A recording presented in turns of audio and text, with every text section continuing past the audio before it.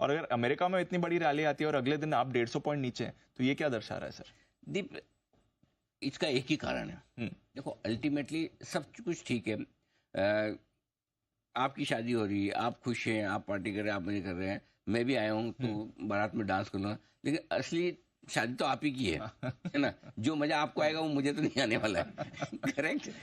वो यूजुअली शादी में बाराती ही ज्यादा खुश होता है। अब वो अलग बात है। हाँ। कल भी बाराती को बहुत खुश हुए थे।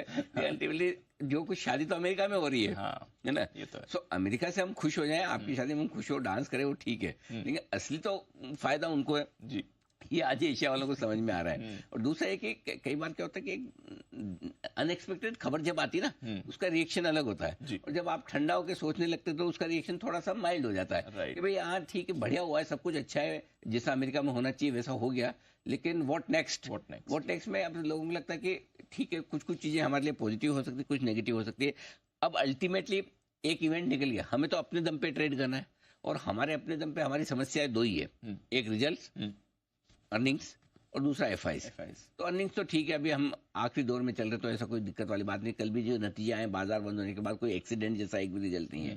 लेकिन कल के सेशन में अगर इतनी बढ़िया खबर के बाद, जो ट्रम्प साहब के आने के हुए, इतना बढ़िया मूव आपको मिला है, 350 अंकों का निफ्टी में, बैंक निफ्टी भी ठीक ठाक रहा, पिछले 3 सेशन का मिला के देखेंगे तो 2 सेशन का, तब भी एफआईज ने बेचा है, और ये शॉकिंग है।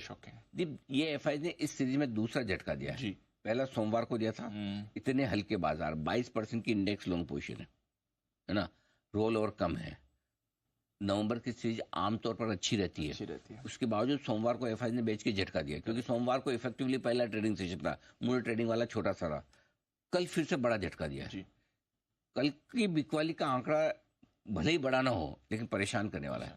4450 करोड़ की बिकवाली कैश में की है, 482 करोड़ के इंडेक्स फ्यूचर्स बेचे हैं, 900 करोड़ के स्टॉक फ्यूचर्स बेचे हैं। अगर कल के सेशन में इस बदले हुए मूड माहौल में भी एफआईज बेच रहे हैं, तो फिर एफआईज का दिमाग कहीं और चल रहा है, कुछ और चल रहा है। हमें लग रहा था ऑनेस्टली कि इस ट्रम्प की जीत के बाद चाइना थोड़ा कम फेवरेबल होगा, वहां गए हुए लौटने की सोचेंगे, लेकिन कल ऐसा कहीं कुछ लगा नहीं एफआईज के डेटा में देख के कि उनको कोई फर्क पड़ा है जाने का।